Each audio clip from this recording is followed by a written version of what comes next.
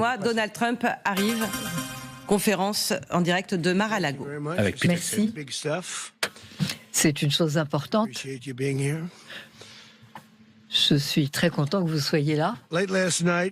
Hier soir, tard, et en début de matinée aujourd'hui, selon mes instructions, les forces armées des États-Unis ont conduit une opération militaire extraordinaire dans la capitale du Venezuela.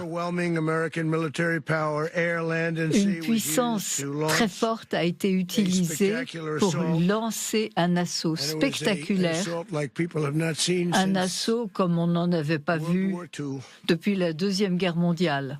Il s'agissait de s'attaquer à une forteresse très sécurisée pour traduire en justice Nicolas Maduro. Ça a été un déploiement de force, de puissance et de compétences américaines extraordinaires, peut-être l'un des plus extraordinaires de l'histoire. Et il y a eu une attaque contre Soleimani, al-Baghdadi également. Il y a eu l'oblitération et la décimation des sites nucléaires iraniens que l'on peut citer. L'opération connue comme marteau de minuit. Toute opération exécutée, réalisée parfaitement. Aucune nation au monde ne pourrait faire ce qu'a fait l'Amérique hier dans des délais très courts. Toutes les capacités militaires du Venezuela ont été rendues impuissantes au moment où notre police et nos militaires ont capturé avec succès Maduro au milieu de la nuit. Il faisait sombre. Les lumières à Caracas ne fonctionnaient pas grâce à une certaine expertise dont nous disposons. Il faisait très sombre. Le coup a été mortel. Maduro a été capturé avec sa femme, Cilia Flores. Et tous deux, maintenant, vont être traduits devant la justice américaine. Maduro et Flores ont été mis en accusation devant le tribunal du district sud de New York pour complot de narcoterrorisme contre les États-Unis et leurs citoyens. Je tiens à remercier les hommes et les femmes de notre armée qui ont obtenu une réussite aussi spectaculaire avec précision, compétence. On a vu des choses qui ont moins bien fonctionné dans notre pays, qui sont en fait un embarras pour le pays. Pensez à l'Afghanistan, pensez au temps de Jimmy Carter. C'était une époque différente où notre pays était respecté. Ceci a été fait en coopération avec les forces de police américaines, les forces de l'ordre américaines, avec l'aide de navires qui étaient en mer, qui attendaient.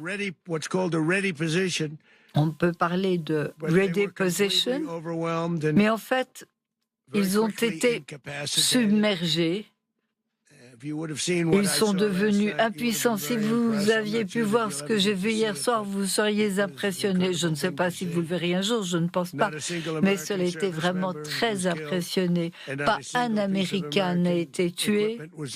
Pas un élément quelconque de matériel américain n'a été perdu. Un grand nombre de personnes ont été impliquées dans cette attaque. Eh bien, aucun équipement militaire n'a été perdu, aucune personne n'a été tuée. Nous sommes les plus forts de toute la planète, avec des capacités et des compétences qui ne peuvent que faire peur à nos ennemis. Nous avons le meilleur équipement au monde. Et cela, vous pouvez le voir. Si vous considérez que nous avons supprimé 90% de la drogue qui vient par mer chaque Nous nous sommes débarrassés de 97% de la drogue qui venait essentiellement d'un endroit appelé le Venezuela. Tant que nous pourrons assurer, et c'est ce que nous allons essayer de faire, une transition pacifique, nous allons essayer que quelqu'un puisse être mis en place. Il y a une situation que nous connaissons depuis des années, eh bien nous allons gérer le pays.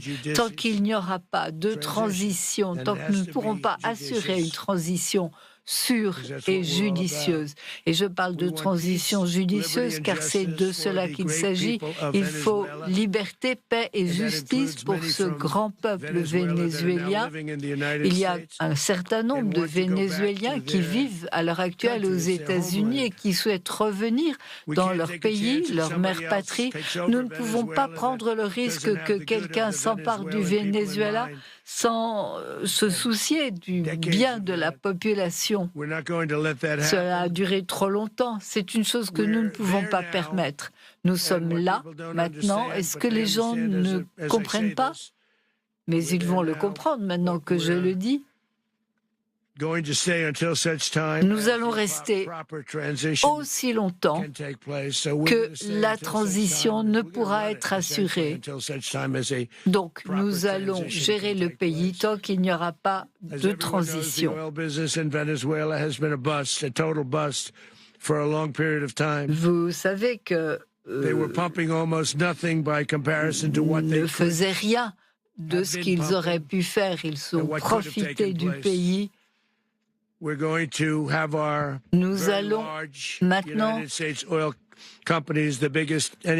faire en sorte que nos compagnies pétrolières américaines, les plus grandes du monde, se rendent sur place, réparent l'infrastructure en très mauvais état, je parle de l'infrastructure pétrolière, et commencent à gagner de l'argent pour le pays. Nous sommes prêts à mettre en place une seconde attaque beaucoup plus forte si nécessaire. Nous sommes donc prêts à envisager une seconde vague si nécessaire. Nous pensions du moins à l'origine, qu'une seconde vague, qu'une seconde phase serait peut-être nécessaire, mais la première attaque a été un tel succès que nous ne pensons pas qu'une seconde attaque soit nécessaire. Cette seconde attaque représenterait une phase, une vague beaucoup plus importante, beaucoup plus puissante, mais je pense qu'elle ne sera pas nécessaire. Le partenariat entre le Venezuela et les États-Unis est quelque chose qui intéresse tout le monde, car ce que nous sommes en mesure de faire permettra aux Vénézuéliens d'être riches, indépendants, en sécurité, et cela permettra à un grand nombre de Vénézuéliens vivant à l'heure actuelle aux États-Unis de dépasser la souffrance qu'ils ont connue. Ils ont énormément souffert. Maduro était à la tête de gangs de néo-trafiquants. C'est ainsi que de la drogue est entrée aux États-Unis. Et ainsi qu'il est dit dans la mise en accusation, il a supervisé les cartels que l'on appelait gangs des soleils, comme des fleurs, qui sont responsables de la mort d'un très grand nombre d'Américains, de centaines de milliers d'Américains qui sont morts à cause de lui. Maduro et sa femme vont être traduits devant la justice américaine sur le sol américain. À l'heure actuelle, ils sont sur un navire qui va aborder à New York et une décision sera prise. Il faudra décider s'ils seront jugés à New York ou à Miami, en Floride. En tout cas, nous avons des preuves de leurs crimes. Ces preuves très importantes seront soumises au tribunal. C'est tout à fait incroyable que quelque chose comme cela ait pu durer pendant des années après que son mandat ait expiré. Maduro est resté au pouvoir et il a mené une campagne de violence, de terreur contre les États-Unis d'Amérique, menaçant non seulement notre peuple, mais menaçant la stabilité de la région tout entière. Il a trafiqué des quantités énormes de drogue, mais il a affligé des souffrances inhumaines partout, notamment aux États-Unis. Maduro a permis à des gangs de terroriser les communautés américaines partout dans le pays, et au Colorado, ils ont coupé les doigts de gens qu'ils ont pris avec énormément de brutalité, donc plus les moins brutales maintenant. Et je tiens à féliciter nos forces armées, la garde nationale qui a fait un travail remarquable, non seulement à Washington, où nous avons maintenant une ville sécurisée, alors que Washington était des villes les moins sûres au monde. À l'heure actuelle, il n'y a plus aucune criminalité à Washington. Il y a quelques semaines, il y a eu une attaque terroriste, une menace un petit peu différente. Mais il n'y a pas eu de meurtre depuis des mois. In Washington, our capital, we don't have that anymore.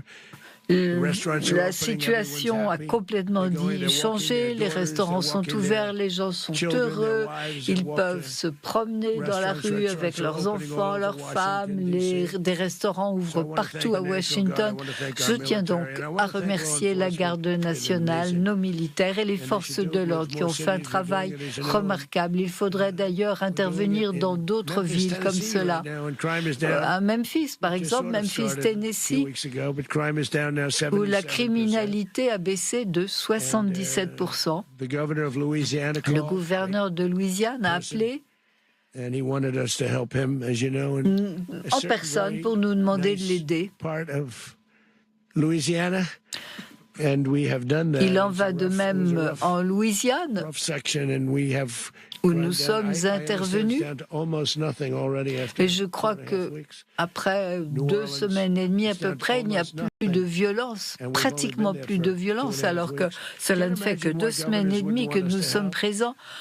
Comment imaginer que des gouverneurs nous demandent de l'aide? À Chicago également, la criminalité a baissé. Nous ne sommes pas intervenus de façon très importante, car le gouverneur est une catastrophe. Le maire est une catastrophe, il n'était pas possible de travailler avec eux. Nous allons nous retirer et puis lorsqu'ils auront besoin de nous, bien nous le saurons, vous le saurez. Même chose à Los Angeles, nous avons sauvé Los Angeles. La police a déclaré que si le gouvernement fédéral n'était pas intervenu, Los Angeles aurait été perdu.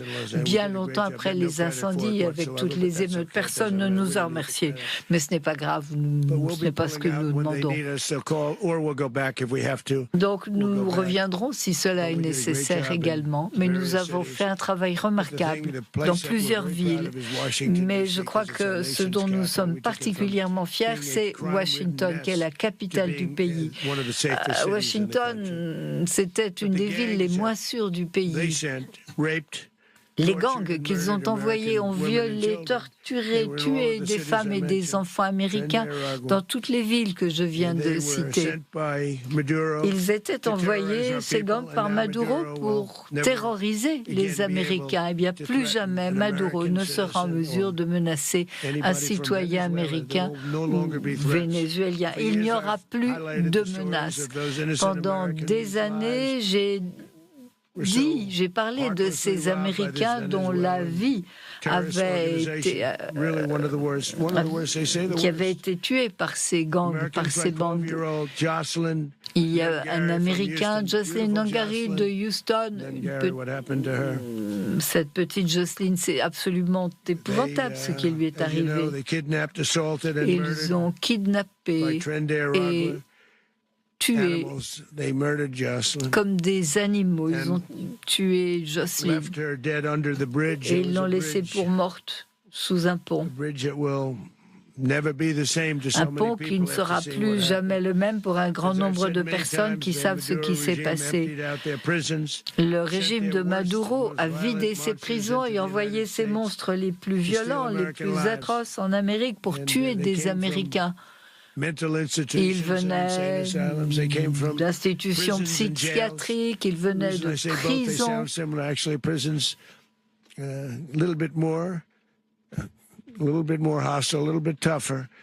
Et c'était des gens très hostiles, très violents, notamment ceux qui sortaient de prison.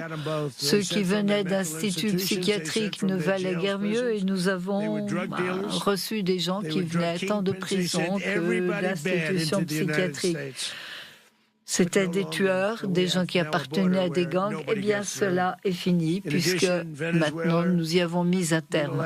En outre, le Venezuela a volé des actifs américains, du pétrole américain, des plateformes américaines, impliquant des milliards de dollars. Cela se passait il y a un certain temps de cela, mais aucun président n'a réagi. Ils ont pris tous nos biens, tous nos actifs. Et il n'y a jamais eu un président qui soit décidé à faire quelque chose. Il se disait, bon, tout cela se passe loin de chez nous. Nous avons créé l'industrie pétrolière américaine l'industrie pétrolière du Venezuela par nos efforts. Et le pétrole, il nous a été volé dans le cadre d'administrations précédentes. Ils ont utilisé la force. Et c'est un des vols les plus importants qui a été commis à notre rencontre et rien n'a été fait. Moi, j'aurais fait quelque chose si j'avais été là. Les Américains ne laisseront jamais les puissances étrangères nous voler ou nous repousser dans notre propre hémisphère, et c'est ce qu'ils ont fait. Le Venezuela accueillait également des adversaires étrangers dans notre région sous Maduro, avec des armes qu'ils ont d'ailleurs utilisées cette nuit, sans doute avec les gangs qui cherchent à rentrer et à traverser nos frontières. Tout cela en violation des principes essentiels de la politique étrangère américaine qui ont plus de 200 ans. Eh bien, ce n'est plus le cas maintenant. Tout ceci nous ramène à la doctrine Monroe. La doctrine Monroe qui est quelque chose de très important, mais nous l'avons très largement remplacée. Maintenant, on parle d'un document Monroe. C'est le document Monroe qu'on a un peu oublié, qui est pourtant très important. Eh bien, on ne l'oubliera plus. Dans le cadre de notre nouvelle stratégie, les Américains, la souveraineté américaine ne sera plus jamais mise en cause dans notre région. Pendant des dizaines d'années, les administrations américaines ont contribué à ces menaces sécuritaires pour l'hémisphère sud. Avec l'administration Trump, nous réaffirmons la puissance de l'Amérique dans notre région. Et notre région est bien différente de ce qu'elle était il y a quelque temps. Et nous l'avons fait lors de mon premier mandat. Nous avons fait des choses très importantes lors de mon premier mandat. Et tout le monde maintenant revient vers nous. Notre futur sera déterminé par notre capacité à protéger des territoires et des ressources qui concernent notre sécurité essentielle. Comme les droits de douane qui ont enrichi notre pays, qui ont renforcé notre sécurité nationale. Les choses vont rester comme cela. Nous allons sécuriser nos frontières, écraser les gangs, défendre nos citoyens contre toute menace étrangère ou nationale, alors que certains présidents n'ont pas eu le courage ou n'ont pas eu ce qu'il fallait pour défendre l'Amérique. Nous ne laisserons pas ces gangs criminels opérer dans l'impunité. Cette opération doit servir d'avertissement à quiconque voudrait mettre en danger des vies américaines ou porter atteinte à notre souveraineté. L'embargo sur le pétrole vénézuélien reste en place. L'armada américaine reste en position et les exigences américaines devront être remplies et satisfaites. Le Venezuela doit comprendre que ce qui est arrivé à Maduro peut arriver à d'autres et leur arriera s'ils ne font pas preuve de justice et d'équité, même à l'égard de leur peuple. La dictature de Maduro est terminée au Venezuela. Le peuple est libre. Enfin, ils ont attendu longtemps. L'Amérique est une nation plus sûre. Ce matin, le Venezuela est un pays plus fier, plus sûr, puisque cette horrible personne qui a fait de très mauvaises choses contre nous ne pourra plus jamais faire ce qu'il a fait. Et les États-Unis sont un pays beaucoup plus sûr. Je tiens donc à vous remercier tous de votre présence. Je tiens à remercier le général Rezankani, un homme tout à fait fantastique. J'ai travaillé avec un grand nombre de généraux. J'ai travaillé avec des gens que j'aime, des gens que je respecte, des gens très bons, mais lui, il est fantastique. Ce que j'ai vu hier soir, c'est une des attaques les plus précises que j'ai vues. Une attaque pour la justice. Je suis très fier de lui, je suis très fier de notre secrétaire à la guerre, Pete Hegseth, à qui j'ai demandé de prononcer quelques mots. Merci beaucoup. Merci, Monsieur le Président. Enfin, le commandant en chef et tout le respect que vous méritez. Comme vous l'avez dit, les mots ne suffisent pas à expliquer la bravoure et la précision de cette opération historique. Un raid massif qui a été exécuté parfaitement par les plus grands Américains que notre pays possède. Nous sommes les meilleurs au monde et ce sont les meilleurs dans notre pays. Ce que j'ai vu et ce que nous avons tous vu hier demander du courage est une gloire pour nos guerriers américains. Et je dois dire que j'ai beaucoup de respect pour des hommes comme ça et je tire mon chapeau à Raising Kings, tous les Américains qui ont vu les choses hier. Ce sont les élites américaines et le président Trump les a soutenus. Aucun autre pays sur la planète n'aurait pu mener ce genre d'opération, même de loin. Et aucun autre président n'a fait montre d'un tel leadership, d'un tel courage et d'une telle résolution. C'est la combinaison la plus puissante que le monde ait jamais possédée. Comme l'a dit le président, nos adversaires comprennent que les Américains pourront utiliser leur volonté partout. Et la coordination et la précision et le bras de la justice américaine est longue et tout est là et à jouer au milieu de la nuit. Nicolas Maduro a eu sa chance, tout comme l'Iran a eu sa chance, mais ils ne l'ont pas saisi. Et ils ont vu ce qu'il en était. Le président Trump est extrêmement sérieux et veut mettre un terme à l'entrée du gang et de la violence dans notre pays, et très sérieux lorsqu'il parle d'arrêter l'entrée des drogues et des poisons dans notre pays et de nous restituer le pétrole qui nous a été volé, et veut également mettre en place la domination des Américains dans l'hémisphère ouest. Et ceci concerne la sécurité, la liberté et la prospérité de la population américaine. Et ceci, c'est ce que l'on appelle l'Amérique en premier. Ceci, c'est la paix pour laquelle nous travaillons. Et les États-Unis et notre département est tout à fait fier d'avoir agi dans ce sens. En 2026, et avec la présidence de Donald Trump, l'Amérique est de retour. Et je voudrais maintenant donner la parole au président à Raising Cane, qui va nous donner quelques détails sur cette opération. Merci, Monsieur le Président. Bonjour.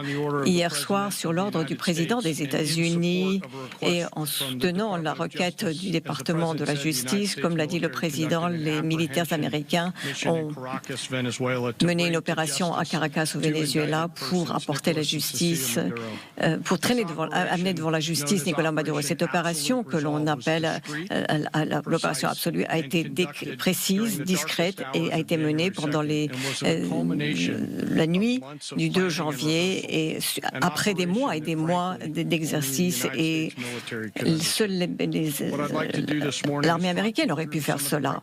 Et je voudrais maintenant vous donner quelques éléments de détail sans compromettre pour autant et dévoiler des éléments sur notre tactique et notre procédure. Il y a toujours une chance que nous ayons à refaire ce genre d'opération. Nous avons commencé à travailler il y a quelques mois et nous avons intégré des opérations maritimes, terrestres et aériennes et ces 20 dernières années ont permis à nos forces spéciales d'opérer dans ce genre de domaine. Et cette mission exigeait que tous les éléments de nos forces armées soient prêtes, que ce soit les soldats, les marins ou les pilotes qui ont travaillé avec nos partenaires des agences de renseignement et des forces de l'ordre dans le cadre d'une opération sans précédent. Nous avons utilisé toutes nos capacités et nos années d'expérience pour mettre un terme au terrorisme. Et cette mission n'aurait pas été possible sans le travail extraordinaire de différentes agences de renseignement, y compris la CIA, la NSA et NGA. Nous avons regardé, nous avons attendu, nous avons préparé, nous sommes restés très patients, très professionnels. Et cette mission a été préparée de manière très méticuleuse en tirant des leçons de décennies de missions au cours de ces dernières années, des décennies de nombreuses missions. C'était donc une opération audacieuse que seuls les États-Unis pouvaient mener et qui exigeait une précision extrême et l'intégration de toutes nos forces armées.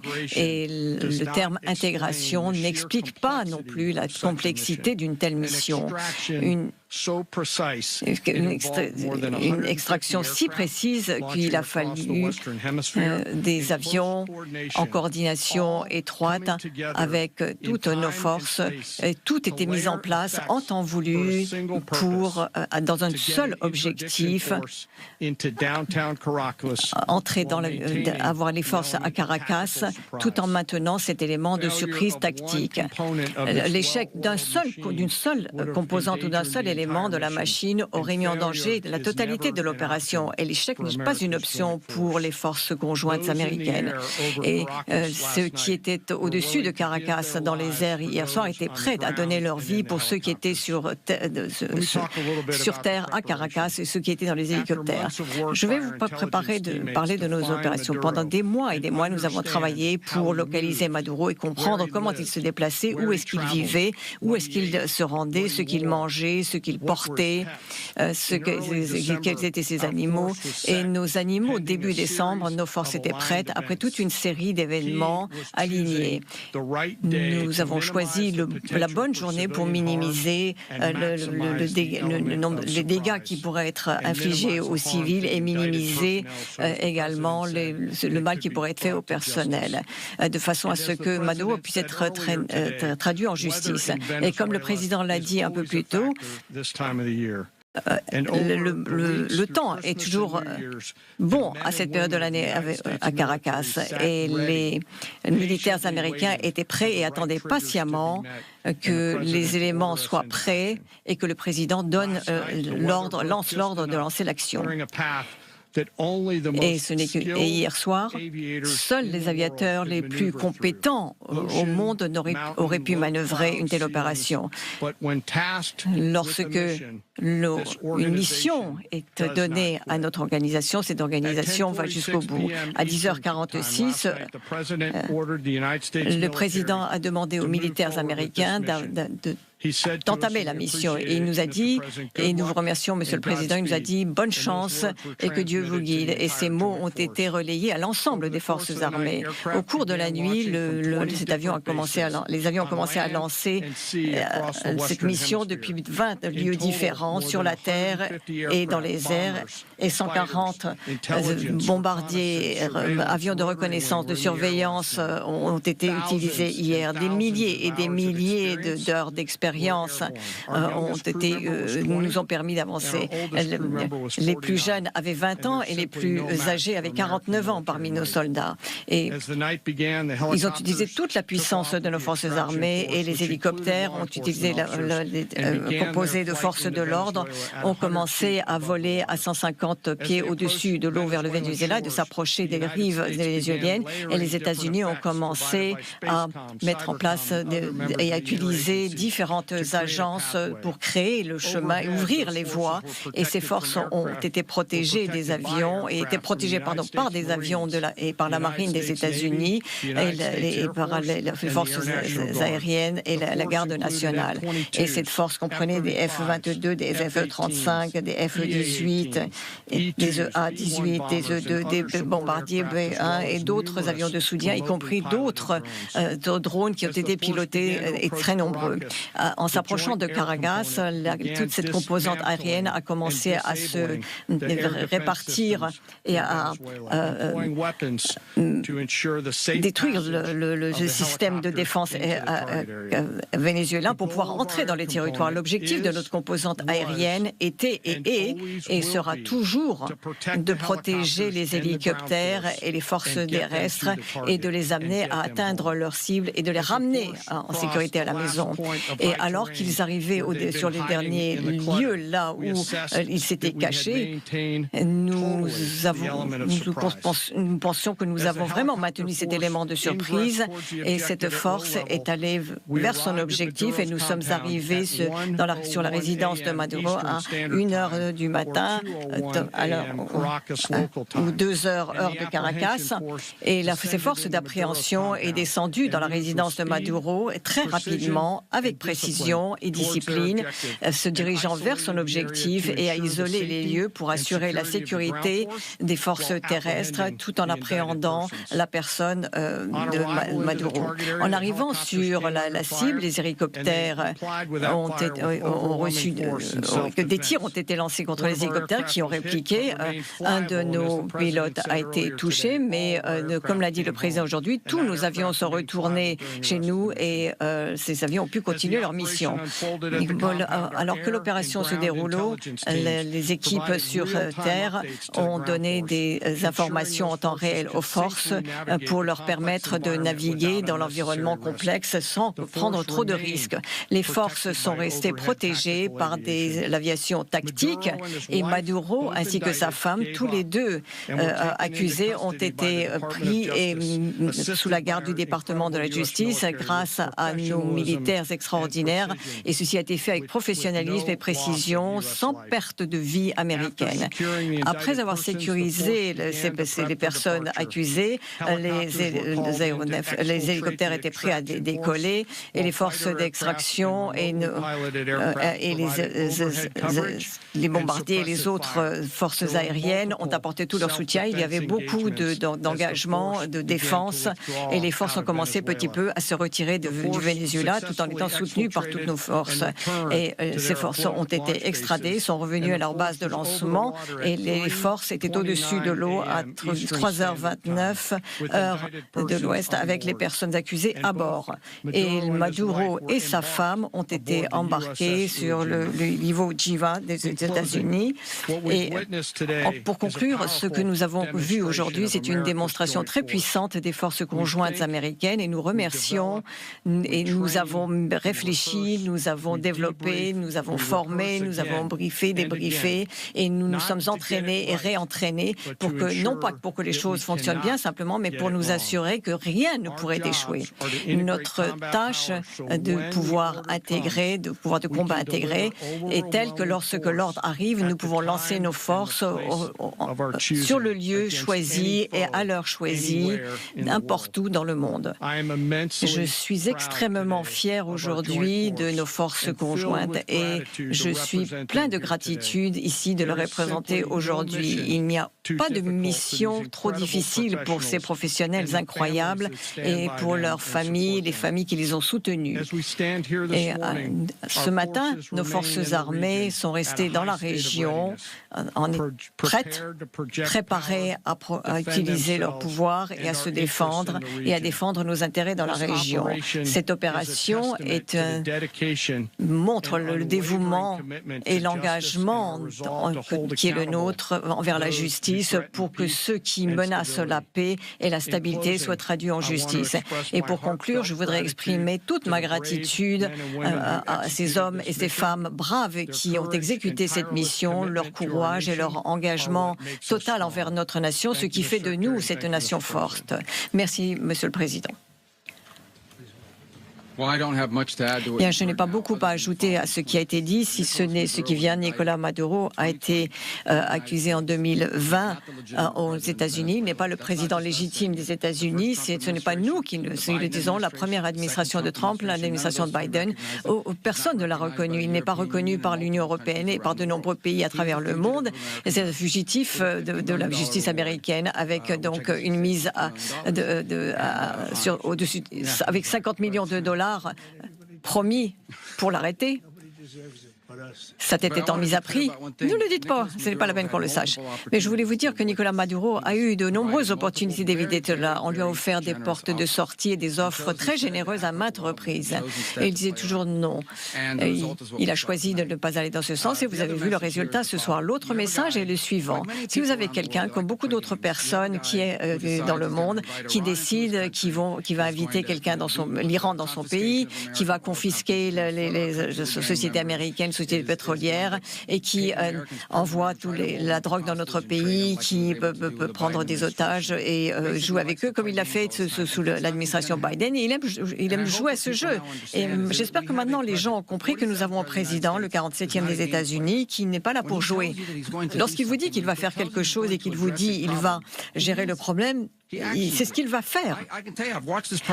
Et je peux vous le dire, maintenant, ça fait des années. Vous entendez des gens dire « je vais faire ceci, je vais faire cela quand je serai au pouvoir ». Là, nous avons aujourd'hui un président qui est axé sur l'action. Je ne sais pas comment on ne peut pas le voir. Et si vous ne le saviez pas, vous l'avez vu maintenant. C'est ainsi que les choses vont se passer maintenant. Ce n'est pas un président qui fait des conférences de presse, qui parle simplement. S'il dit quelque chose, il est sérieux. C'est ce qu'il entend faire. Et c'est quelque chose qui était une menace directe contre les intérêts des États-Unis. Et le président s'est penché là-dessus. C'est un président pour la paix. Comme je vous l'ai dit, il a eu la possibilité d'ouvrir des portes de sortie, Maduro. Et il a préféré jouer au grand, au musclé. Et maintenant, c'est lui qui est confronté à des problèmes. Mais je pense que le message est un message pour le monde entier. Le président n'est pas là pour chercher à se battre avec les gens. Il veut s'entendre avec tout le monde, en fait. Il veut rencontrer tout le monde, parler à tout le monde, mais ne jouez pas ce genre de jeu avec ce président tant qu'il est là, parce que les résultats ne seront pas bons. Et j'espère et je suppose que c'est une leçon dont on tirera des enseignements, la leçon de la nuit dernière. Monsieur le Président.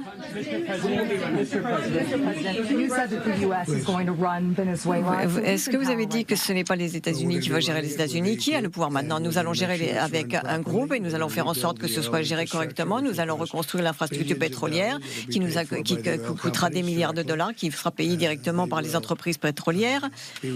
Et elles seront remboursées pour ce qu'elles font. Et nous allons faire en sorte que le pétrole aille où il devait aller. Et nous allons gérer les choses correctement et nous assurer que la population vénézuélienne, que l'on s'en occupe et que les gens qui ont été forcés à quitter le Venezuela par cet horrible personnage pourront également être traités comme elles le méritent. Est-ce que vous voulez dire qu'il y aurait des troupes américaines sur le terrain? Comment est-ce que ça va se passer? Puisque vous disiez qu'il n'y aura pas de bots sur le terrain. Bien, nous n'avons pas peur d'avoir des hommes sur le terrain.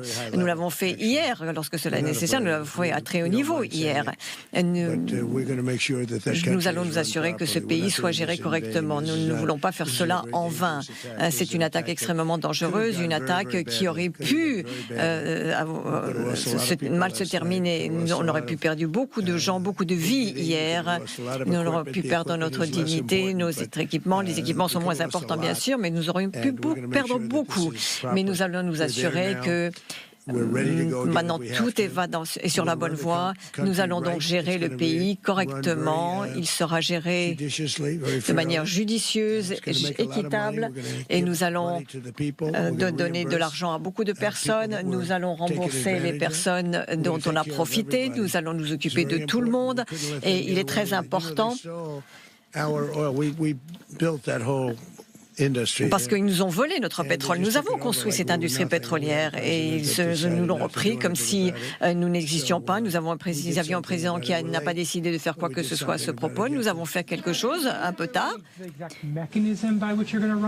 Est-ce que vous pouvez expliquer un petit peu le mécanisme pour gérer le pays?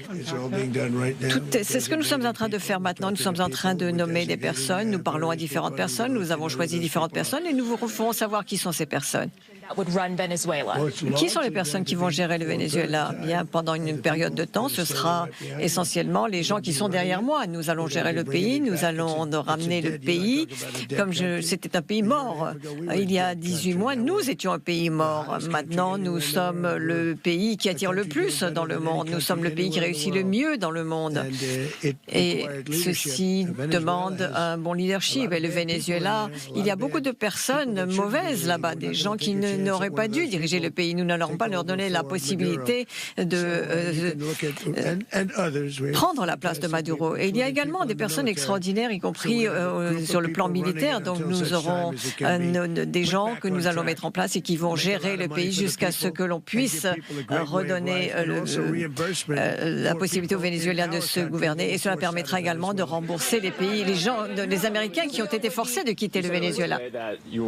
Vous avez dit également que vous n'allez pas que soutenir Machado et vous avez également dit que vous avez parlé du vice-président de Venezuela. Est-ce que vous allez travailler avec le vice-président de Venezuela? Comment est-ce que vous voyez cela? Elle a été choisie par Maduro, c'est la vice-présidente, et Maduro nous allons travailler, lui parler et travailler avec elle, et elle fera, je pense, ce qui est nécessaire pour que le Venezuela devienne à nouveau une grande nation. Monsieur le Président, Gustavo Petro a dit qu'il va garder l'œil là-dessus, et aujourd'hui, il a dit qu'il n'a pas peur de ce qui pourrait lui arriver après cette opération. Quel est votre message? Il y a des usines de fabrication de cocaïne dans ce pays, mais il fabrique de la cocaïne pour l'envoyer aux États-Unis. Donc il faut qu'il fasse attention à ce qu'il fait lui aussi. Est-ce que vous avez averti des membres du Congrès en avance? Monsieur le secrétaire, vous vouliez en parler peut-être? Nous les avons avertis juste après parce que nous ne sommes pas censés les avertir en amont, mais nous avons surveillé nuit après nuit quand nous pourrions y aller. Il ne s'agit pas du type de mission où vous pouvez avertir un certain nombre de personnes 10-15 jours à l'avance. Mais ce qu'il y a ici, ce qui est essentiel, c'est que nous avons appréhendé 2 personnes qui fuyaient la justice américaine et nous avons été capables de les ramener devant le département de justice. Mais il ne s'agit pas du type de mission dont vous pouvez avertir le public ou des dignitaires parce que cela met en danger la mission. Et je souhaiterais ajouter quelque chose. Il y avait un risque de fuite que l'on connaît au Congrès. Cela n'aurait pas été bon et cela aurait profondément modifié le résultat. Mais je dois dire qu'ils devaient se douter que cela allait se produire. Ils l'ont vu venir. Ils devaient s'en douter. Mais le Congrès a tendance aux fuites et on ne veut pas de fuite. Vous avez été l'une des seules personnes à regarder en direct ce qui se passait. Que faisait Maduro lorsque les forces américaines sont arrivées? Et est-ce que les États-Unis ont envisagé la possibilité, s'ils résistaient, de le tuer? Oui, cela aurait pu se produire. Il s'agissait de faire de la résidence une zone sûre, parce que nous sommes allés si vite que nous les avons pris par surprise. Il y a eu beaucoup d'opposition. On se demande si on l'a pris par surprise. Il y a eu de la surprise, mais en même temps, ils s'y attendaient. Il y a eu beaucoup de tirs qui ont été échangés, comme cela a été dit, mais il essayait de se rendre vers un endroit plus sûr, mais qui n'était plus sûr parce que nous l'avions trouvé. Et cela a pris quelques secondes, peu importe l'endroit où il se trouvait, mais il n'a pas réussi à rejoindre cet endroit sûr. Enfin, il a passé la porte, mais il a été incapable de la fermer, en fait. Où est Maduro? Eh bien, ce que je peux vous dire, c'est que dans un futur très proche, il va arriver à New York. Et où sera-t-il à New York? Cela dépendra de ceux qui sont chargés de prendre cette décision. Monsieur le Président, les États-Unis ont une histoire avec les dictateurs, ils en ont hébergé parfois. De quoi s'agit-il ici? Non, ici, la situation est tout à fait différente. Ce qu'il se passe, c'est que nous gagnons souvent. Regardez al-Baghdadi, pardon, l'opération Midnight Hammer. En général, nous obtenons les résultats que nous voulons s'il y a la paix au Moyen-Orient. C'est aussi grâce à nos opérations. Sans cette opération, il n'y aurait pas de paix au Moyen-Orient. Donc, nous avons beaucoup de victoires à notre actif. C'est ça qu'il convient de dire. Monsieur le Président, pour combien de temps les États-Unis vont-ils, à votre avis, diriger le Venezuela et quelles sont les prochaines étapes? J'aimerais que cela aille vite, mais il faut du temps pour reconstruire ce pays, des infrastructures qui soient fonctionnelles. La situation est très dangereuse. C'est un territoire ravagé. Le pétrole est un secteur dangereux. L'extraction est dangereuse. Elle menace de tuer beaucoup de personnes. L'infrastructure est vétuste, en mauvais état. Et les derniers travaux datent d'il y a 25 ans, donc il faut la remplacer. Et nous allons aussi débourser beaucoup d'argent de façon à pouvoir prendre soin de ce pays. Monsieur le Président, il y a des intérêts russes et chinois au Venezuela. Comment est-ce que cela va influer sur votre relation avec ces deux pays? Eh bien, en ce qui concerne la Russie, nous allons régler les choses, mais lorsque nos intérêts sont menacés, lorsque l'on vole notre pétrole, nous n'allons pas reculer. Il pourrait y avoir beaucoup plus de production, mais l'infrastructure est en mauvais état et nous allons vendre beaucoup de pétrole à beaucoup de pays, des pays qui d'ailleurs l'achètent déjà, mais il y en aura beaucoup plus qui sera extrait. Monsieur le Président, merci. Quel message adressez-vous aux Vénézuéliens aujourd'hui, les civils, la population civile qui doit avoir beaucoup de questions? Quel message? Vous allez connaître la paix, la prospérité, avoir accès à beaucoup des richesses que vous auriez dû avoir depuis bien longtemps. Vous allez connaître la paix, la sécurité, la justice. Vous allez enfin jouir d'un pays, un vrai pays, potentiellement un très grand pays. Il y a 20 ans, peut-être un peu plus, c'était un pays formidable qui a été détruit. Je l'ai dit que si nous perdions ces élections, les États-Unis seraient devenus le Venezuela sous stéroïdes. Et si nous avions perdu l'élection de 2024, nous aurions connu beaucoup de souffrances parce que tout ce qu'a fait l'administration Biden depuis 2020 dans notre pays est synonyme de beaucoup de souffrances. Il ne faut pas l'oublier et nous nous trouverions sans doute là où en est le Venezuela aujourd'hui. Donc, je l'avais dit, nous serions le Venezuela sous stéroïdes et c'est ce qui se serait passé. Est-ce que vous dites que le secrétaire Rubio, le secrétaire Hegseth vont diriger le Venezuela? Ce que je dis, c'est qu'ils vont travailler avec les Vénézuéliens pour en faire un pays qui soit correctement dirigé. Parce qu'aujourd'hui, il y a un vide. Qui va prendre le relais? La vice-présidente a été nommée par Maduro.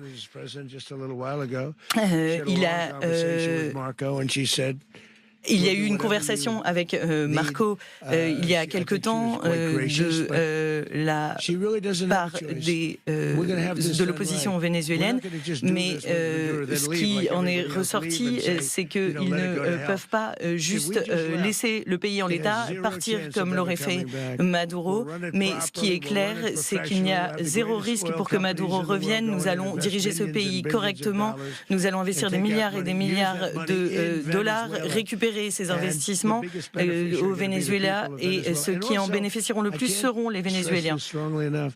Et je ne peux pas le répéter assez.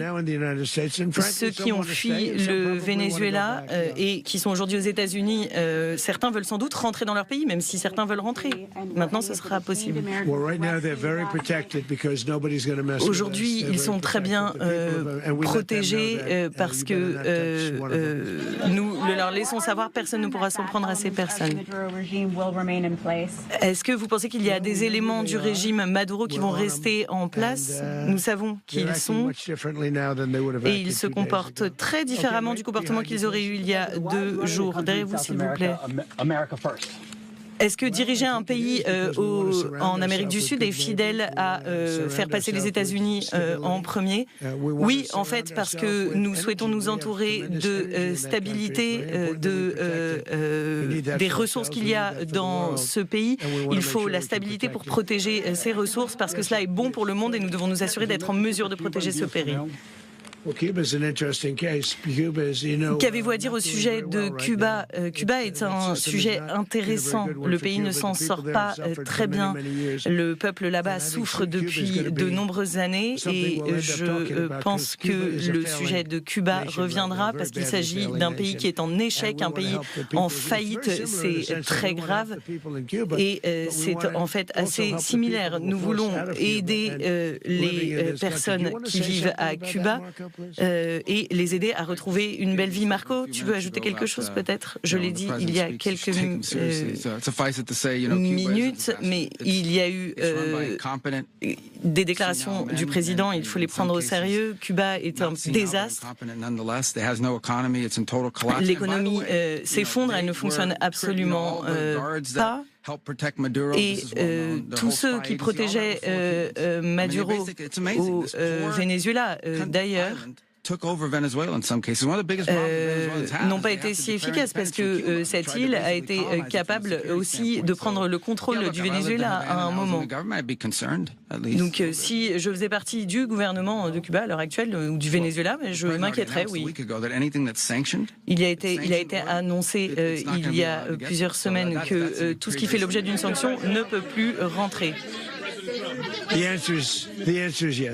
La réponse est oui.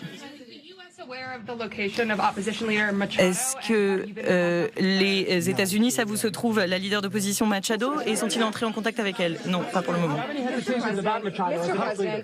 Monsieur le Président, lundi, ce serait très difficile d'être la dirigeante de ce pays. C'est une question de qui la respecte dans ce pays.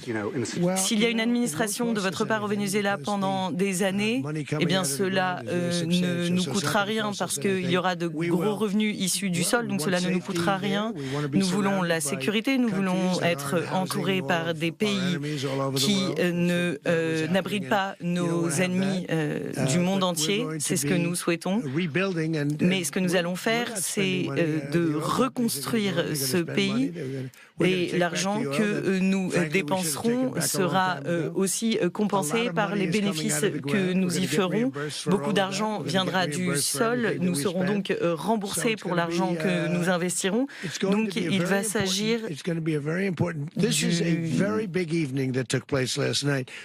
Eh bien, en fait, la soirée d'hier était absolument essentielle parce que ça signifie que nous allons être entourés par des pays sûrs, des pays en sécurité.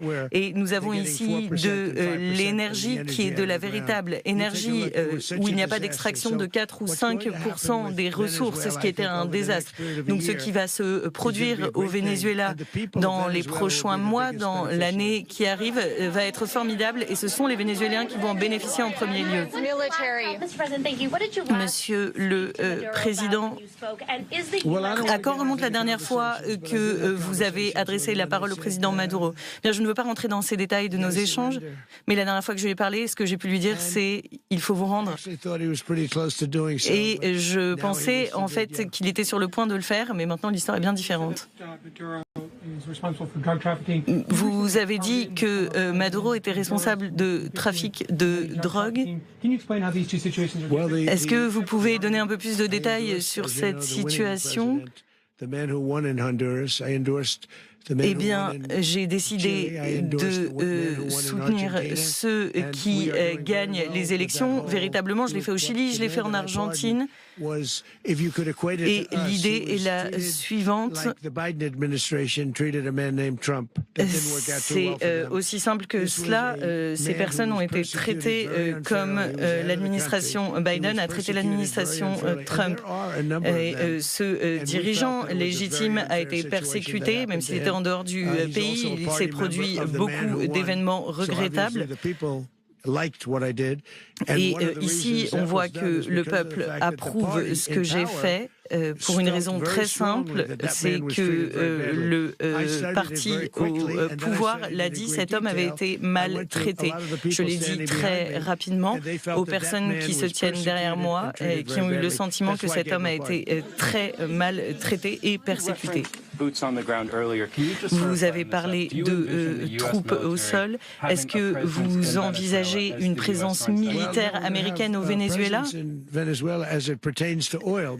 Maintenant, oui, en ce qui concerne le pétrole, pour protéger ses ressources, il faut notre pétrole. Mais nous allons extraire des richesses formidables du sol, des richesses qui seront rendues aux Vénézuéliens, aussi à des personnes hors du pays et qui reviendront aussi aux États-Unis sous forme de remboursement pour les dommages causés par ce pays. Je tiens donc à tous vous remercier. Une dernière question. Vous avez été charmant, donc je vous donne la dernière question. Donc, dernière question. Il s'agit du président Poutine. Vous avez échangé avec lui lundi. Avez-vous parlé de Maduro? Non, nous n'avons jamais parlé de Maduro. Est-ce que vous lui en voulez? Je ne suis pas ravi de ce que fait Poutine à l'heure actuelle. Il tue beaucoup de gens. J'ai parlé des 8,25 des 8 guerres que j'ai arrêtées. J'ai réussi à arrêter celle entre la Thaïlande et le Cambodge en quelques heures. Donc je considère que c'est un quart de guerre. J'ai donc arrêté 8 guerres et quart. Mais après quelques heures d'affrontement, ils sont revenus à la paix. Et je pense que je pensais que l'une des résolutions les plus faciles serait celle de la guerre entre la Russie et l'Ukraine. Les deux pays se sont rendus coupables d'actes assez répréhensibles. Mais ici, je veux être clair. Au cours du dernier mois, 30 000, et au mois précédent, 27 000 soldats ont été tués. 30 000 soldats, je n'en dirai donc pas plus. Et je l'ai dit à l'OTAN, il faut payer ces 5% au lieu des 2%. Nous avons envoyé beaucoup de munitions, de missiles, nous avons beaucoup participé. Les États-Unis ne perdent pas d'argent à l'heure actuelle et gagnent peut-être même de l'argent, mais ce que je veux, c'est de mettre fin à ces affrontements. Nous perdons par mois 25 à 30 000 hommes qui viennent de différents endroits et si je peux y mettre fin, puisque c'est quelque chose à quoi je suis assez bon, obtenir des accords. Si je peux mettre fin à cette guerre, mettre fin à la mort mensuelle de 30 000 jeunes, puis les personnes qui sont tuées à Kiev, dans d'autres villes, même si les chiffres sont moins importants, ils sont tués de façon vicieuse. Je ne suis pas satisfait. Je pensais que nous trouverions une solution rapidement. L'émissaire Witkoff est ici. Je pense que nous avançons, mais c'est une guerre qui n'aurait jamais dû avoir lieu. Si j'avais été président, cela n'aurait jamais eu lieu. Poutine le dit, tout le monde le dit. Si j'avais été président, elle n'aurait jamais eu lieu. Mais j'ai hérité de cette guerre qui concernait Joe Biden, Zelensky et Poutine. Je suis arrivé dans cette situation, un véritable bazar. Et écoutez-moi bien, j'ai regardé une opération la nuit dernière qui était si précise, si brillante, véritablement incroyable. Si nous avions des personnes comme le général qui se tient à mes côtés et nos gars dans cette guerre, je peux vous dire qu'elle n'aurait jamais duré aussi longtemps. Pour utiliser un autre terme, cette guerre est devenue un bain de sang auquel nous souhaitons mettre fin. Je vous remercie.